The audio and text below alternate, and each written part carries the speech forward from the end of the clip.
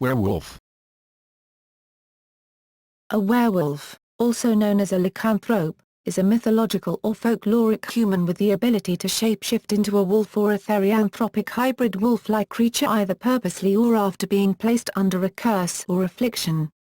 Early sources for belief in lycanthropy are Petronius and Gervase of Tilbury. The werewolf is a widespread concept in European folklore, existing in many variants which are related by a common development of a Christian interpretation of underlying Indo-European mythology which developed during the medieval period. From the early modern period, werewolf beliefs also spread to the New World with colonialism. Belief in werewolf develops parallel to the belief in witches, in the course of the late Middle Ages and the early modern period. Like the witchcraft trials as a whole, the trial of supposed werewolves emerges in what is now Switzerland, especially the Valais and Vaud, in the early 15th century and spreads throughout Europe in the 16th, peaking in the 17th and subsiding by the 18th century. The persecution of werewolves and the associated folklore is an integral part of the witch hunt phenomenon, albeit a marginal one, accusations of werewolfery being involved in only a small fraction of witchcraft trials. During the early period, accusations of lycanthropy, transformation into a wolf, were mixed with accusations of wolf riding or wolf charming. The case of Peter Stump, 1589, led to a significant peak in both interest in and persecution of supposed werewolves, primarily in French-speaking and German-speaking Europe. The phenomenon persisted longest in Bavaria and Austria, with persecution of wolf charmers recorded until well after 1650, the final cases taking place in the early 18th century in Carinthia and Styria. After the end of the witch trials, the werewolf became of interest in folklore studies and in the emerging Gothic horror genre. Werewolf fiction as a genre has pre-modern precedents in medieval romances, for example Bisclavret and Guillaume de Paylim, and develops in the 18th century out of the semi-fictional chapbook tradition. The trappings of horror literature in the 20th century became part of the horror and fantasy genre of modern pop culture. Names. The word werewolf continues a late Old English were, wolf, a compound of were adult male human, and wolf wolf. The only Old High German testimony is in the form of a given name, Werewolf, although an early Middle High German Werewolf is found in Burchard of Worms and Barthold of Regensburg. The word or concept does not occur in medieval German poetry or fiction, gaining popularity only from the 15th century. Middle Latin Geralfus, Anglo-Norman Garulf, Old Frankish Ariwolf. Old Norse had the cognate Weralfa, but because of the high importance of werewolves in Norse mythology, there were alternative terms such as Ulfhedin, one in wolfskin, referring still to the totemistic cultic adoption of wolf nature rather than the superstitious belief in actual shape-shifting. In modern Scandinavian also Kvidulf evening wolf, presumably after the name of Kvidulf Jalfason, a historical berserker of the 9th century who figures in the Icelandic sagas. The term lycanthropy, referring both to the ability to transform oneself into a wolf and to the act of so doing, comes from ancient Greek leukanthropo, from leukos wolf, and anthropo-human. The word does occur in ancient Greek sources, but only in late antiquity, only rarely, and only in the context of clinical lycanthropy described by Galen, where the patient had the ravenous appetite and other qualities of a wolf. The Greek word attained some currency only in Byzantine Greek, featuring in the 10th century Encyclopaedia Suda. Use of the Greek-derived lycanthropy in English occurs in learned writing beginning in the later 16th century, first recorded 1584 in Discovery of Witchcraft by Reginald Scott, who argued against the reality of werewolves. Lycanthropia is a disease, and not a transformation. B. I. 92, at first explicitly for clinical lycanthropy, that is the type of insanity where the patient imagines to have transformed into a wolf, and not in reference to supposedly real shape-shifting. Use of lycanthropy for supposed shape-shifting is much later, introduced circa 1830. Slavic uses the term vlk black, literally wolfskin, paralleling the Old Norse Ulfhedin.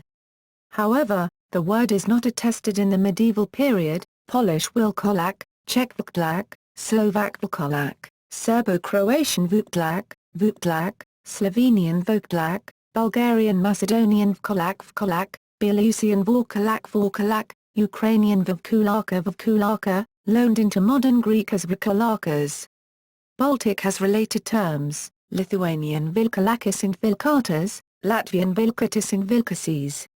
The name Verdluk, for the Slavic vampire, ghoul, revenant is a corruption due to Alexander Pushkin, which was later widely spread by A.K. Tolstoy in his novella The Family of the Vuradluk, composed in French, but first published in Russian translation in 1884. Greek lycanthropo and Germanic werewolf are parallel in as much as the concept of a shapeshifter becoming a wolf is expressed by means of a compound wolf-man, or man-wolf. Latin and the Romance languages do not appear to have a native term for the concept but loan terms from Greek, Germanic or Slavic. In French loup-garou, the garous in origin are loan of Frankish wolf, recharacterized with a French word for wolf. Spanish and Portuguese have the modern loan translations hombre lobo and lobismim, respectively, also Galician lobisome. Italian has the Greek lycanthropo in learned or literary context, as English uses lycanthrope besides the native werewolf, while Italian folklore uses the term lupo man nero. This latter Italian term however does not necessarily denote a werewolf, but more often concerns stories of enormous and man-eating, but not supernatural, wolves. Romanian loaned the Slavic term is Varsalak. History. Indo-European comparative mythology.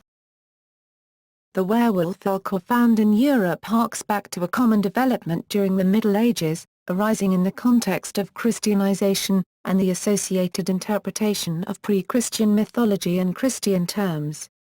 Their underlying common origin can be traced back to Proto-Indo-European mythology, where lycanthropy is reconstructed as an aspect of the initiation of the warrior class. This is reflected in Iron Age Europe in the Tierkreise depictions from the Germanic sphere, among others. The standard comparative overview of this aspect of Indo-European mythology is McCunn, 1987. Such transformations of men into wolves in pagan cult was associated with the devil from the early medieval perspective. The concept of the werewolf in Western and Northern Europe is strongly influenced by the role of the wolf in Germanic paganism. For example, the French loup-garou is ultimately a loan from the Germanic term, but there are related traditions in other parts of Europe which were not necessarily influenced by Germanic tradition, especially in Slavic Europe and the Balkans, and possibly in areas bordering the Indo-European sphere, the Caucasus, or where Indo-European cultures have been replaced by military conquest in the medieval era, Hungary, Anatolia. In his Man into Wolf, 1948, Robert Eisler tried to cast the Indo-European tribal nomes meaning wolf, or wolf men in terms of the European transition from fruit gathering to predatory hunting. Classical antiquity. A few references to men changing into wolves are found in ancient Greek literature and mythology. Herodotus, in his histories, wrote that the Nuri, a tribe he places to the northeast of Scythia, were all transformed into wolves once every year for several days, and then changed back to their human shape. In the 2nd century BC, the Greek geographer Pausanias relates the story of Lycaon, who was transformed into a wolf because he had ritually murdered a child. In accounts by the Bibliotheca, 3.8.1, and Ovid, Metamorphoses I 219-239, Lycaon serves human flesh to Zeus, wanting to know if he is really a god. Lycaon's transformation, therefore, is punishment for a crime, considered variously as murder, cannibalism, and impiety. Ovid also relates stories of men who roamed the woods of Arcadia in the form of wolves. In addition to Ovid, other Roman writers also mentioned lycanthropy. Virgil wrote of human beings transforming into wolves. Pliny the Elder relates 2 tales of lycanthropy. Quoting Ernst, he mentions a man who hung his clothes on an ash tree and swam across an Arcadian lake, transforming him into a wolf. On the condition that he attack no human being for 9 years, he would be free to swim back across the lake to resume human form. Pliny also quotes Agrippa regarding a tale of a man who was turned into a wolf after tasting the entrails of a human child, but was restored to human form 10 years later.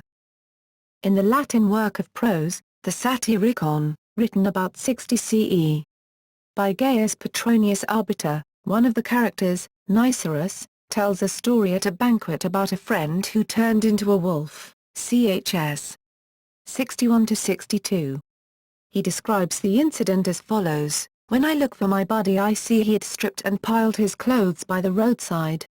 He pees in a circle round his clothes and then, just like that, turns into a wolf. After he turned into a wolf he started howling and then ran off into the woods."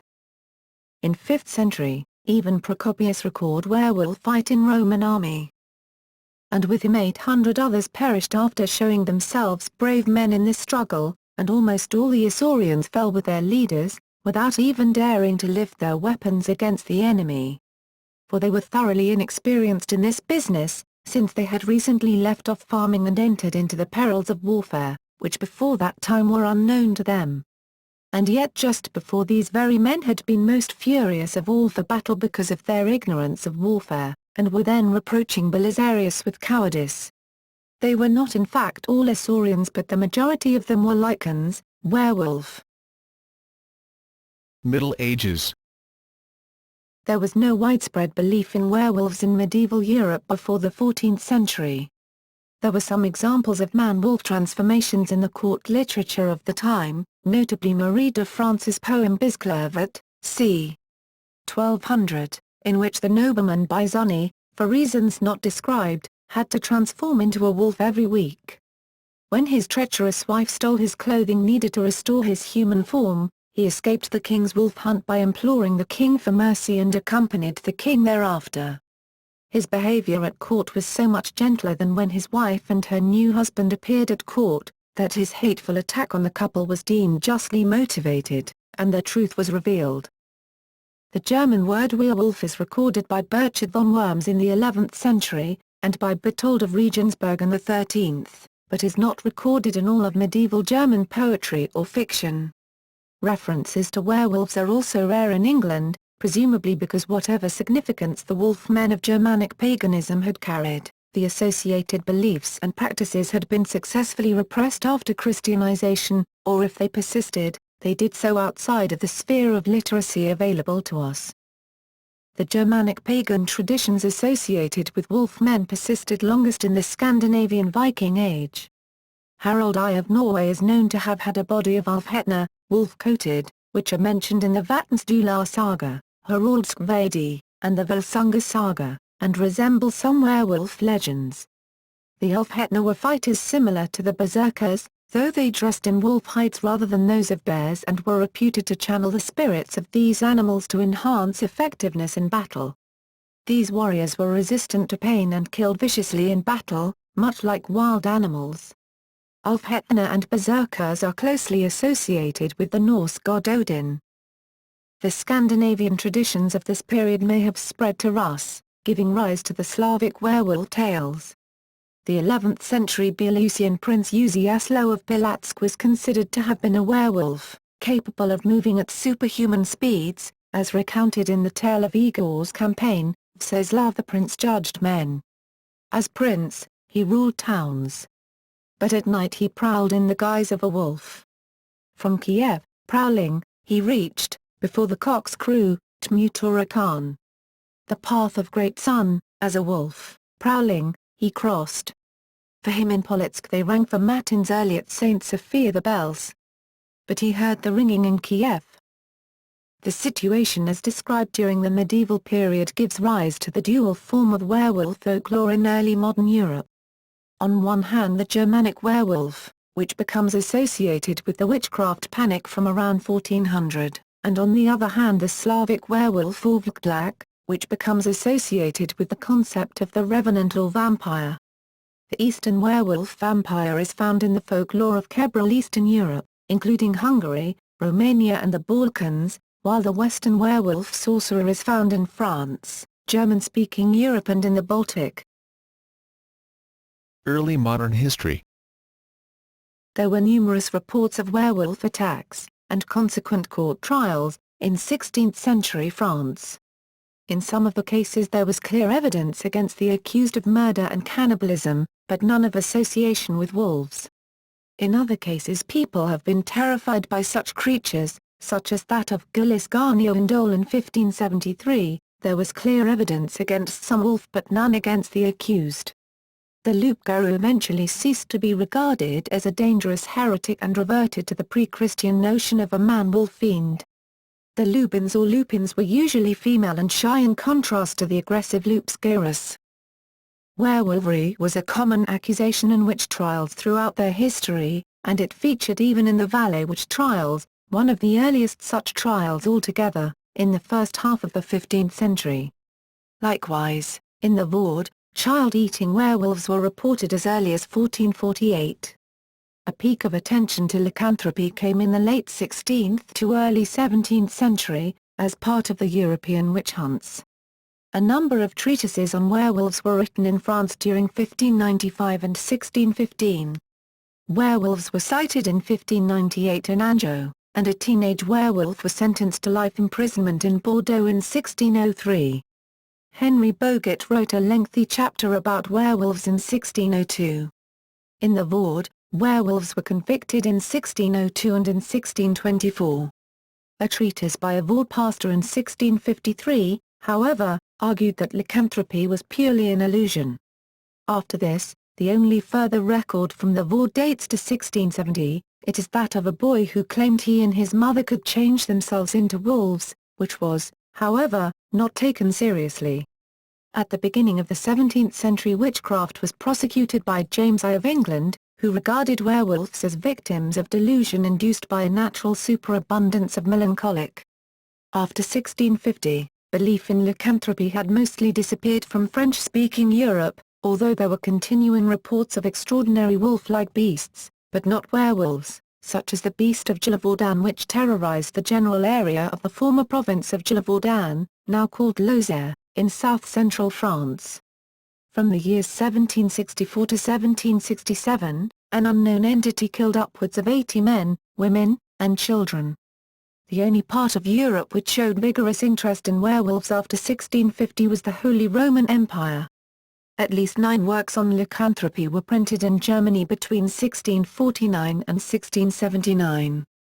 In the Austrian and Bavarian Alps, belief in werewolves persisted well into the 18th century.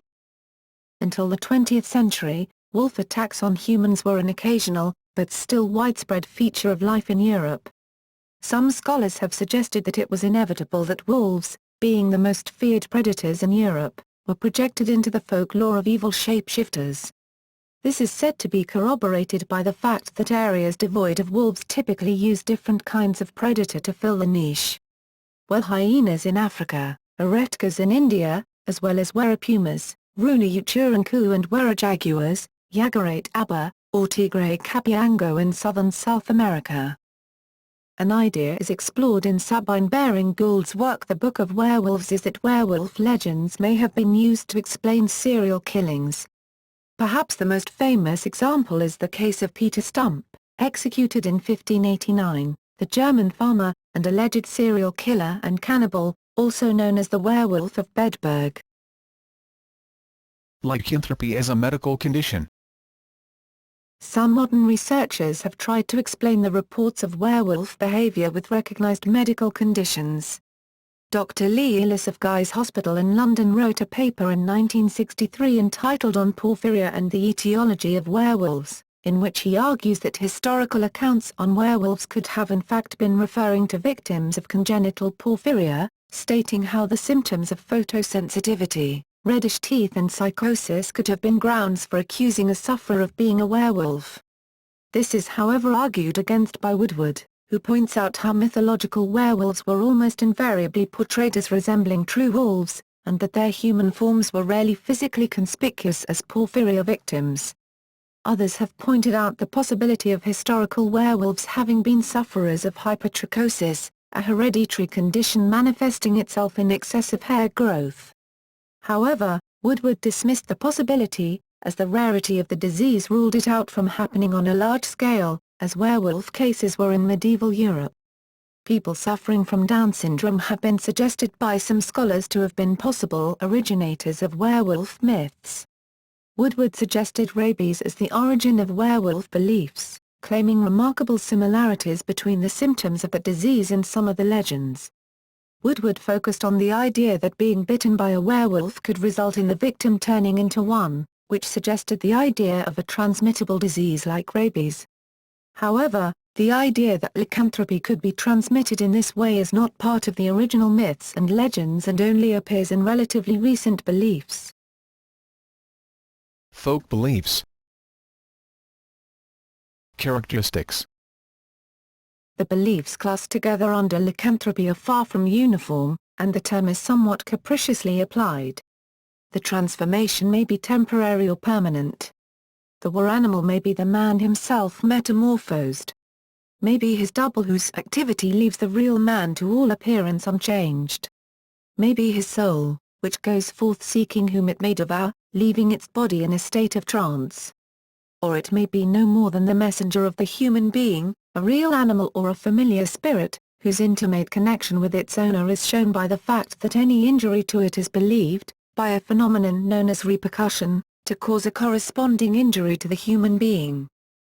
Werewolves were said in European folklore to bear telltale physical traits even in their human form. These included the meeting of both eyebrows at the bridge of the nose, curved fingernails, low-set ears and a swinging stride. One method of identifying a werewolf in its human form was to cut the flesh of the accused, under the pretense that fur would be seen within the wound.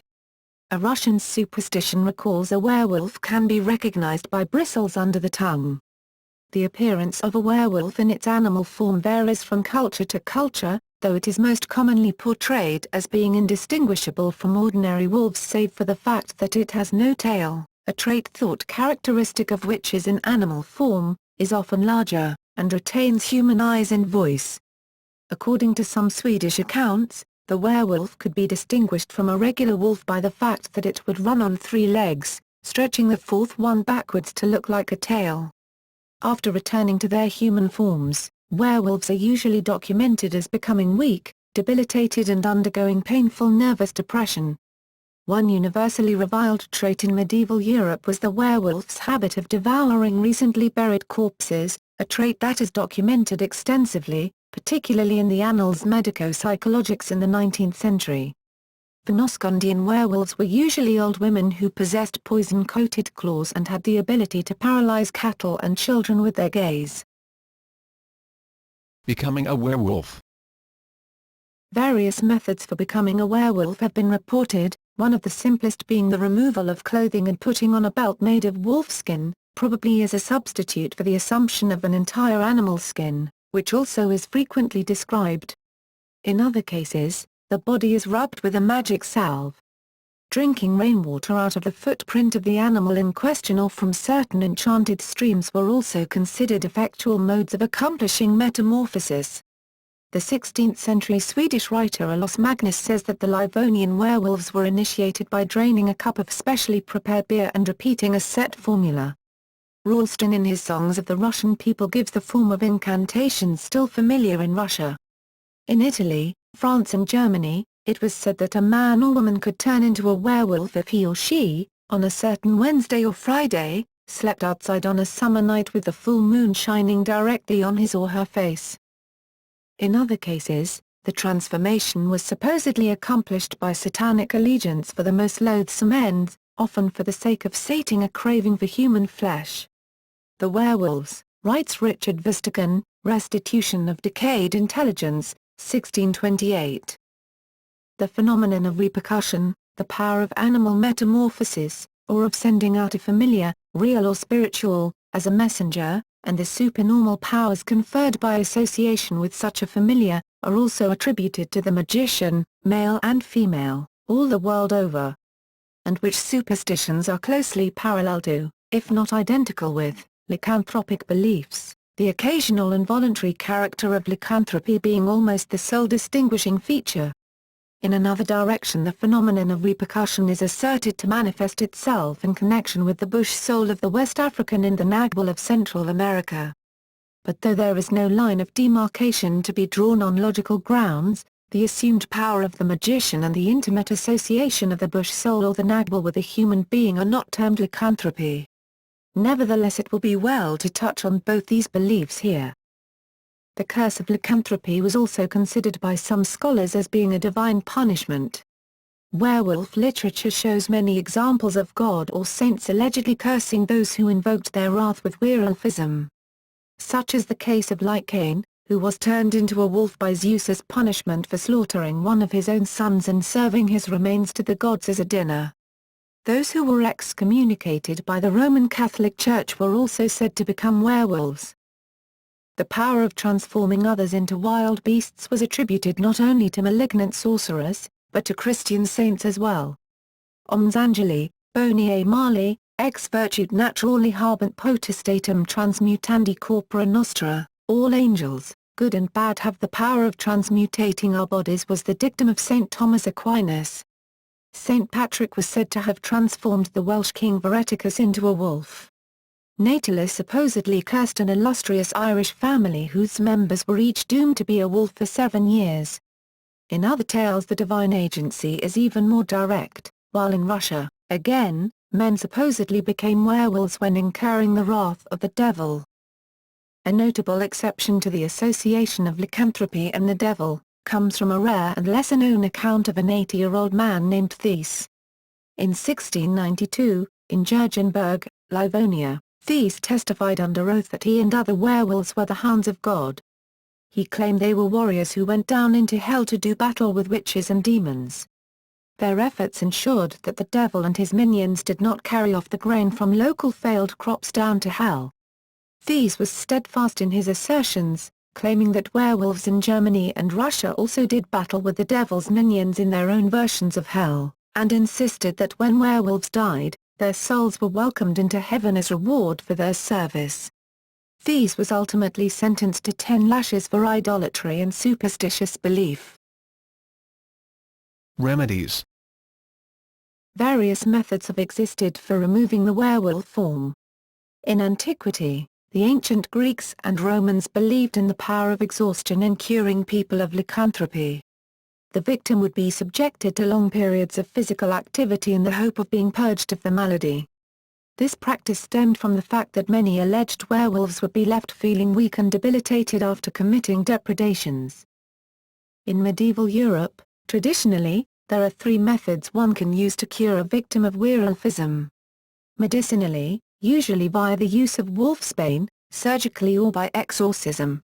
However, many of the cures advocated by medieval medical practitioners proved fatal to the patients. A Sicilian belief of Arabic origin holds that a werewolf can be cured of its ailment by striking it on the forehead or scalp with a knife. Another belief from the same culture involves the piercing of the werewolf's hands with nails. Sometimes, less extreme methods were used. In the German lowland of Schleswig-Holstein, a werewolf could be cured if one were to simply address it 3 times by its Christian name, while one Danish belief holds that simply scolding a werewolf will cure it. Conversion to Christianity is also a common method of removing werewolfism in the medieval period. A devotion to Saint Hubert has also been cited as both cure for and protection from lycanthropes. Connection to revenants. Before the end of the 19th century, the Greeks believed that the corpses of werewolves, if not destroyed, would return to life in the form of wolves or hyenas which prowled battlefields, drinking the blood of dying soldiers. In the same vein, in some rural areas of Germany, Poland and northern France, it was once believed that people who died in mortal sin came back to life as blood-drinking wolves. These undead werewolves would return to their human corpse form at daylight. They were dealt with by decapitation with a spade and exorcism by the parish priest. Their head would then be thrown into a stream, where the weight of its sins was thought to weigh it down. Sometimes, the same methods used to dispose of ordinary vampires would be used. The vampire was also linked to the werewolf in East European countries, particularly Bulgaria, Serbia and Slovenia. In Serbia, the werewolf and vampire are known collectively Valkodlak. Hungary and Balkans. In Hungarian folklore, The werewolves used to live specially in the region of Transdanubia, and it was thought that the ability to change into a wolf was obtained in the infant age, after the suffering of abuse by the parents or by a curse. At the age of 7 the boy or the girl leaves the house and goes hunting by night and can change to person or wolf whenever he wants.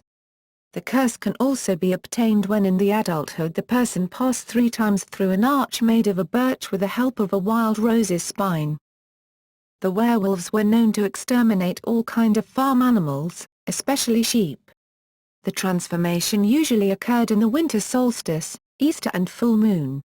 Later in the 17th and 18th century, the trials in Hungary not only were conducted against witches, but against werewolves too, and many records exist creating connections between both kinds.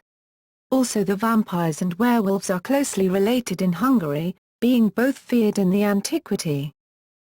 Among the South Slavs, and also among the Kashubs of what is now northern Poland, there was the belief that if a child was born with hair, a birthmark or a caul on their head, they were supposed to possess shape-shifting abilities. Though capable of turning into any animal they wished, it was commonly believed that such people preferred to turn into a wolf. Serbian Valkodlaks traditionally had the habit of congregating annually in the winter months, when they would strip off their wolf skins and hang them from trees. They would then get a hold of another Valkodlak's skin and burn it, releasing from its curse the Valkodlak from whom the skin came. Caucasus. According to Armenian law, there are women who, in consequence of deadly sins, are condemned to spend 7 years in wolf form. In a typical account, a condemned woman is visited by a wolfskin-toting spirit, who orders her to wear the skin, which causes her to acquire frightful cravings for human flesh soon after. With her better nature overcome, the she-wolf devours each of her own children, then her relatives' children in order of relationship, and finally the children of strangers. She wanders only at night, with doors and locks springing open at her approach. When morning arrives, she reverts to human form and removes her wolfskin. The transformation is generally said to be involuntary, but there are alternate versions involving voluntary metamorphosis, where the women can transform at will. Americas and Caribbean. The Norsecapists believe that the caribou afterlife is guarded by giant wolves which kill careless hunters venturing too near. The Navajo people feared witches in wolf's clothing called mycob. Woodward thought that these beliefs were due to the Norse colonization of the Americas. When the European colonization of the Americas occurred, the pioneers brought their own werewolf folklore with them and were later influenced by the lore of their neighboring colonies and those of the natives. Belief in the loup-garou are present in Canada, the upper and lower peninsulas of Michigan and upstate New York, originates from French folklore influenced by Native American stories on the Wendigo. In Mexico, there is a belief in a creature called the Nahual, which traditionally limits itself to stealing cheese and raping women rather than murder. In Haiti, there is a superstition that werewolf spirits known locally as Jet Rouge, red eyes, can possess the bodies of unwitting persons and nightly transform them into cannibalistic lupine creatures. The Haitian Jet Rouges typically try to trick mothers into giving away their children voluntarily by waking them at night and asking their permission to take their child, to which the disoriented mother may either reply yes or no. The Haitian Jet Rouges differ from traditional European werewolves by their habit of actively trying to spread their lycanthropic condition to others, much like vampires. Modern reception. Werewolf fiction. Most modern fiction describes werewolves as vulnerable to silver weapons and highly resistant to other injuries. This feature does not appear in stories about werewolves before the 20th century. The claim that the Beast of Gévaudan, an 18th-century wolf or wolf-like creature, was shot by a silver bullet appears to have been introduced by novelists retelling the story from 1935 onwards and not in earlier versions. The 1897 novel Dracula drew on earlier mythologies of werewolves and similar legendary demons and was to voice the anxieties of an age, and the fears of late Victorian patriarchy. The first feature film to use an anthropomorphic werewolf was Werewolf of London in 1935. The main werewolf of this film is a dapper London scientist who retains some of his style and most of his human features after his transformation, as lead actor Henry Hull was unwilling to spend long hours being made up by makeup artist Jack Pierce. Universal Studios drew on a Balkan tale of a plant associated with lycanthropy as there was no literary work to draw upon, unlike the case with vampires. There is no reference to silver nor other aspects of werewolf lore such as cannibalism. A more tragic character is Lawrence Talbot, played by Lon Chaney, Jr. in 1941's The Wolf Man. With Pierce's makeup more elaborate this time, the movie catapulted the werewolf into public consciousness. Sympathetic portrayals are few but notable, such as the comedic but tortured protagonist David Norton in An American Werewolf in London, and a less anguished and more confident and charismatic Jack Nicholson in the 1994 film Wolf. Over time, the depiction of werewolves has gone from fully malevolent to even heroic creatures, such as in the Underworld series, as well as Dance in the Vampire Bund, Rosario Plus Vampire, and various other movies, anime, manga, and comic books. Other werewolves are decidedly more willful and malevolent, such as those in the novel The Howling and its subsequent sequels and film adaptations. The former werewolf assumes was generally anthropomorphic in early films such as The Wolf Man and Werewolf of London, but larger and powerful wolf in many later films. Werewolves are often depicted as immune to damage caused by ordinary weapons, being vulnerable only to this. Negative reaction to silver is sometimes so strong that the mere touch of the metal on a werewolf's skin will cause burns. Current-day werewolf fiction almost exclusively involves lycanthropy being either a hereditary condition or being transmitted like an infectious disease by the bite of another werewolf. In some fiction, the power of the werewolf extends to human form, such as invulnerability to conventional injury due to their healing factor, superhuman speed and strength and falling on their feet from high falls. Also aggressiveness and animalistic urges may be intensified and harder to control, hunger, sexual arousal. Usually in these cases the abilities are diminished in human form. In other fiction it can be cured by medicine men or antidotes. Nazi Germany. Nazi Germany twice used Werewolf, as the mythical creature's name is spelled in German. Indiana, 1942-43. It was the code name for one of Hitler's headquarters, Werewolf, Wehrmacht headquarters. In the war's final days it was the name of Operation Werewolf, aimed at creating a commando force which would operate behind enemy lines as the Allies advanced through Germany itself. Two fictional depictions of Operation Werewolf, the U.S. television series True Blood and the 2012 novel Wolf Hunter, by J.L. Bennett, mix the two meanings of werewolf by depicting the 1945 die-hard Nazi commandos as being actual werewolves.